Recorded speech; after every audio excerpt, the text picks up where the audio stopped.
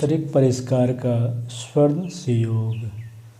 समझा जाना चाहिए कि अध्यात्म तत्वज्ञान भावना एवं विचारणा के क्षेत्र में प्रयुक्त एवं प्रभावी होता है।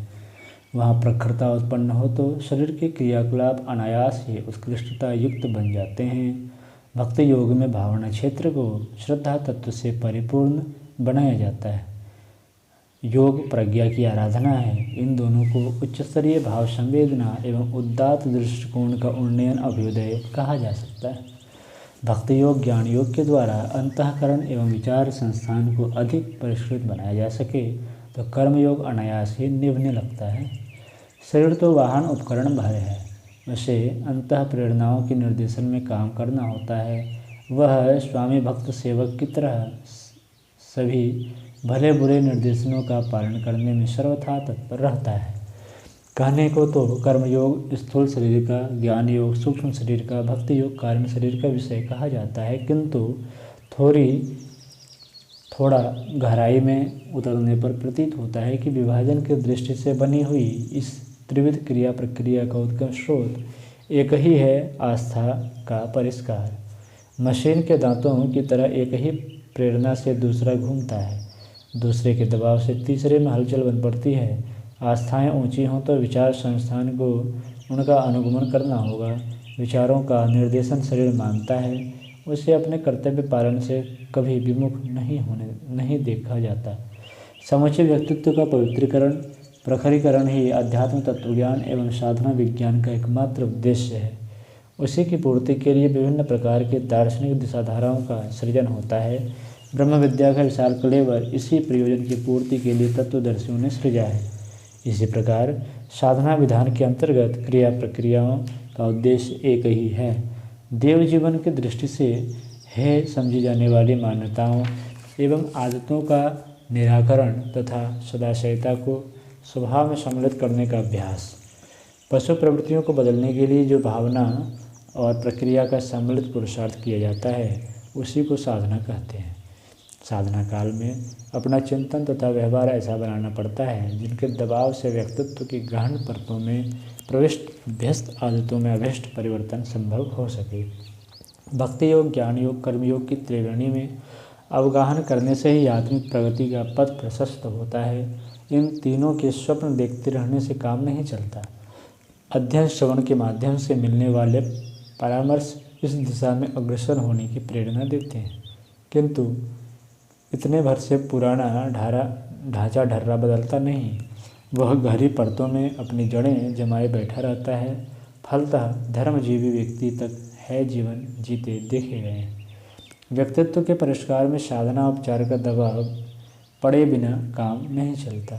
धातुओं को कोई रूप देना हो तो उसमें अग्नि संस्कार की अनिवार्य आवश्यकता पड़ेगी। साधना को एक प्रकार से ढांचे का रूपांतरण कहा जा सकता है। इसके लिए साधना तपश्चर्या को आग की भट्टी के समतुल्य माना जा सकता है। कल्प साधना में भक्ति योग ज्ञान योग और कर्म योग की त्रिविध क्रिया प्रक्रिया का समन्वय है। गायत्री उपासना एवं ध्यान धारणा को भक्ति योग समझा जाना चाहिए। स्वाध्याय सत्संग स्थूल और चिंतन मनन सूक्ष्म ज्ञान योग की पूर्ति करता है। व्रत उपवास के अनुशासक कर्मयोग का अभ्यास कराते हैं। इस समन्वय से तीनों शरीरों को परिष्कृत करने वाली तीन प्रकार की विधि व्यवस्था के अंतर्गत समूचे व्यक्तित्व की ढलाई गलाई होने लगती है। इस समग्र समन्वय की कार्यपद्धति से ही कल्प साधना का तात्विक प्रयोजन पूर्ण होता है। मात्र उपवास या जप का उपक्रम चलाते रहे और हर क्षेत्र को उत्कृष्टता की दिशा में धकेलने वाले अन्याय अनुबंधों की अपेक्षा होती रहे तो समझना चाहिए कि बाह्य कलेवर की ही व्यवस्था बनाई गई है। उसमें प्राण संचार करने वाली आध्यात्मिक प्रखरता उत्पन्न करने में समर्थ भावनात्मक तपश्चर्याओं का समावेश नहीं किया गया है। सर्वविदित है कि कलेवर कितने ही सुंदर क्यों ना हो, उसमें प्राण नहीं होगा तो अभिष्ट हलचल उत्पन्न होने और परिणति का लाभ मिलने जैसा अवसर ही उत्पन्न न होगा। कल्प साधना के साथ जुड़े हुए उपयुक्त तथ्यों को समझने के उपरांत ही वह सरंजाम जुटाना संभव हो सकेगा, जिसके फलस्वरूप शास्त्र वर्णित सत्परिणामों की संभावना को प्रत्यक्ष होते हुए देखा जा सकेगा। समग्र व्यवस्था का परिणाम ही समग्र होता है। आवश्यक सभी साधन जुटने पर ही महत्वपूर्ण कार्यों का सूत्र संचालन होता है। रसोई बनानी हो तो आग, बर्तन, खाद्य, पानी, पदार्थ आदि सभी चीज़ें चाहिए। इनमें से किसी एक को पकड़कर बैठा जाए तो पेट भरने का सरंजाम किस प्रकार बनेगा। बढ़ई, लोहार, दर्जी, चित्रकार, मूर्तिकार आदि को सभी उपकरण एकत्र करने पड़ते हैं। यदि उनके हाथ में एक ही औजार हो तो कुछ कारगर काम निर्माण बन नहीं पड़े सकेगा। अकेली सुई लेकर दर्जी, आरी लेकर बढ़ई, हथौड़ा लेकर शिल्पी अपनी कलाकारिता का परिचय नहीं दे सकता। बात तभी बनेगी जब सभी आवश्यक उपकरण जुटाकर समग्र व्यवस्था बनाने की तैयारी चल पड़े। कल्प में उपवास की प्रमुखता से किसी को यह नहीं मान लेना चाहिए कि देवता को प्रभावित करने एवं आसमान से वरदान खींच लेने के लिए इतना सा स्वल्प उपचार अपनाने भर से काम चल जाएगा। जितना महत्व शरीर साधना के रूप में उपवास अनुष्ठान का है, उससे कम आवश्यकता श्रद्धा एवं प्रज्ञा को प्रभावित करने वाली उस विधि व्यवस्था का भी नहीं है जो अंतःकरण को मथ डालती है, चिंतन की दिशाधारा बदलती है और स्वभाव तथा अभ्यास में क्रांतिकारी परिवर्तन उपस्थित करती है। इस साधना को कल्प साधना कहा गया है। शरीरगत कल्प चिकित्सा की पृष्ठभूमि अनेकों को विदित है। उसी आधार पर चिंतन और चरित्र को उलट देने वाली प्रक्रिया के संबंध में अनुमान लगाया जाना चाहिए। कायाकल्प के प्रयोग जिनने देखे या सुने समझे हैं, वे जानते हैं कि रूढ़, दुर्बल एवं अस्त व्यस्त काय संस्थान को नए सिरे से सुधारने संभालने की प्रक्रिया कल्प कहलाती है। इसमें पुराने जीव कोषों को हटाकर नए जीव कोषों का ढांचा नए प्रकार का बन सके, ऐसा प्रयत्न किया जाता है। सांप के केंचुले बदलने से इसकी उपमा दी जाती है। सांप पुरानी केंचुली को किसी पेड़ में अटकाकर बदल देता है और जो नई निकलती है उसका उपयोग करता है। केंचुली भारी होने पर सांप के लिए दौड़ना तो दूर, चलना फिरना तक भारी हो जाता है, किंतु जब पुराने कलेवर का परित्याग कर दिया जाता है तो उसे नई चमड़ी नई काया की तरह नई स्फूर्ति प्रदान करती है। उसकी शोभा और शक्ति दोनों ही बढ़ा देती है। कल्प चिकित्सा की भी इसी प्रकार के केंचुल बदलने की उपमा देकर समझाया जाता है। स्वर्गीय महामना मालवीय जी ने अपनी कल्प चिकित्सा कराई थी। समग्र रूप से न बन पड़ने पर भी बहुत लाभकारी हुई थी। उसकी सुखद परिणति का विवरण अपने पत्र पत्रिकाओं में प्रकाशित कराया था। इसे दुर्भाग्य ही कहना चाहिए कि आयुर्वेद शास्त्र में उस प्रक्रिया के उपलब्ध होने पर भी सामयिक परिस्थितियों में उसका उपयोग कैसे करना चाहिए, इस संदर्भ में कोई ठोस प्रयास नहीं हुए। यदि उन निर्धारणों का पुनरुद्धार संभव हो सका होता तो निश्चय ही मानव जाति की महती सेवा बन पड़ती। जरा जीर्ण ययाति की तरह नव यौवन प्राप्त करने का अवसर मिलता। कितने ही वयोवृद्ध अपनी वृद्धावस्था को नव यौवन में बदल सकते। अशक्तता हटाकर अभिनव सामर्थ्य प्राप्त कर सकने का सौभाग्य कितना सुखद एवं सौभाग्यशाली हो सकता है, आज तो उसकी कल्पना ही की जा सकती है।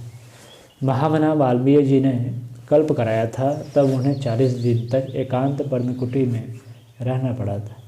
इतने दिनों तक उन्होंने दरवाज़ा नहीं खोला था ताकि जो परिवर्तन हो रहा है उससे बाहरी वातावरण प्रभावित न करने पाए। शौच, स्नान, भोजन का सारा प्रबंध भीतर ही होता था। वे धूप सेवन तक के लिए बाहर नहीं निकलते थे। सभी नित्यकर्म उसी बंद पर्णकुटी में होते थे। इस अवधि में आहार, शयन, औषधि, शारीरिक हलचल के संबंध में जो अनुबंध थे वे विधिवत पूरे करने पड़े थे। साथ ही सोचने के लिए, कल्पना आकांक्षा के लिए एक निश्चित सीमा बना दी गई थी और कि वे न केवल शरीर को वर्ण विचारों को भी उसी परिधि में अपनी दौड़ सीमित रखने के लिए विवश करे, वैसा ही किया गया था।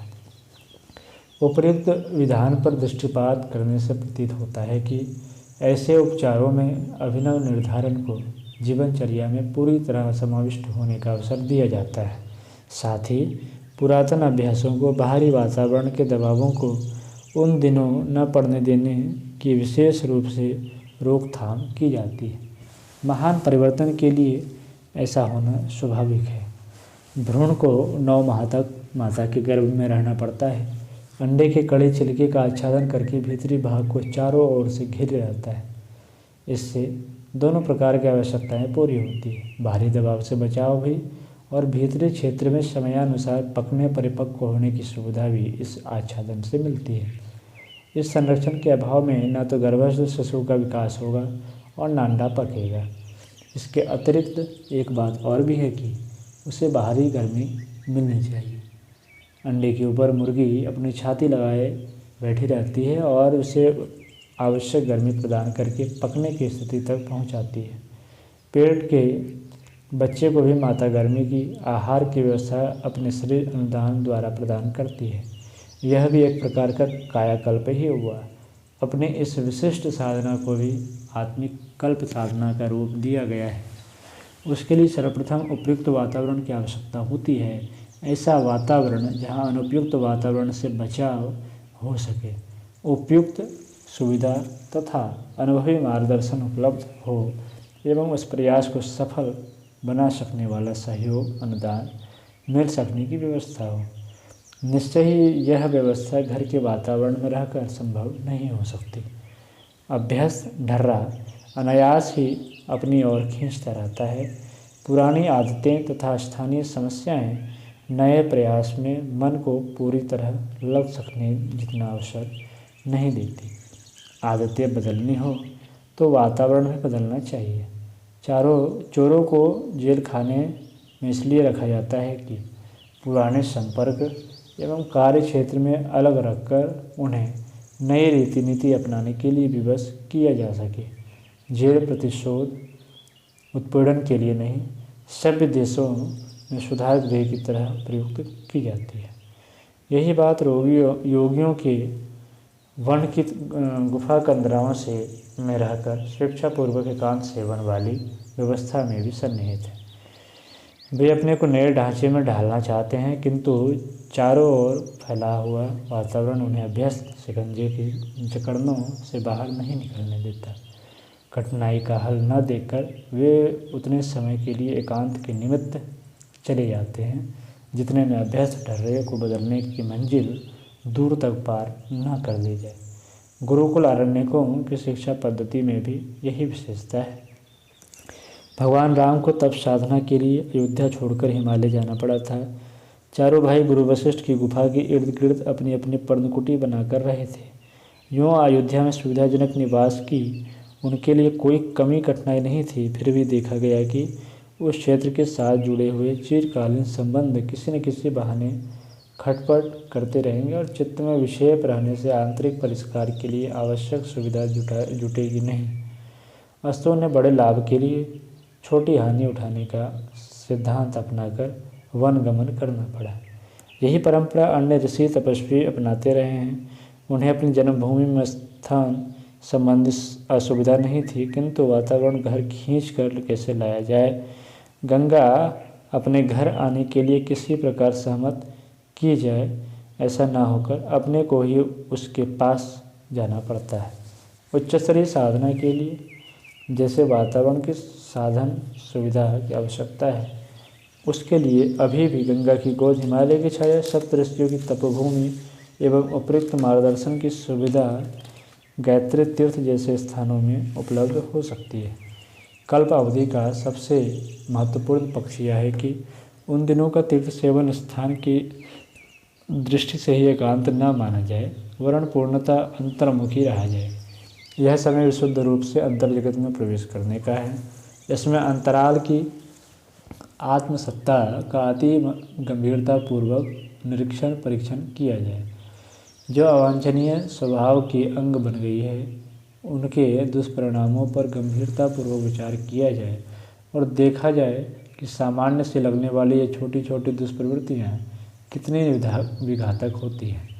लकड़ी में घुन, कपड़े में आग, शरीर में विष की मात्रा थोड़ी होने पर भी वे जहाँ बसते हैं वहाँ धीरे धीरे विनाश लीला रचते रहते हैं और अंततः सर्वनाश करके छोड़ते हैं।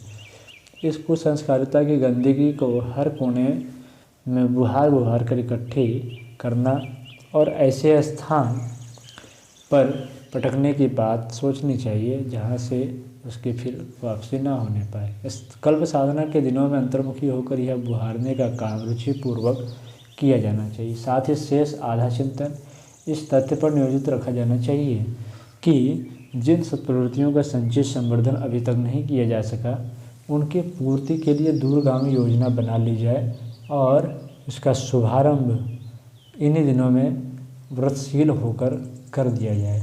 आत्मनिरीक्षण, आत्मसुधार, आत्मनिर्माण एवं आत्मविकास के 4 चरण आंतरिक आत्मिक प्रगति के साथ अविच्छिन्न रूप से जुड़े हुए हैं। मन संस्थान एवं भाव संस्थान को इन दिनों पूरी तरह उसी क्षेत्र में को सुव्यवस्थित एवं उज्ज्वल संभावनाओं से भरा पूरा बनाने में निरत रखा जाना चाहिए। उपवास, अनुष्ठान एवं आहार कल्प तो साथ साथ चलता ही रहेगा।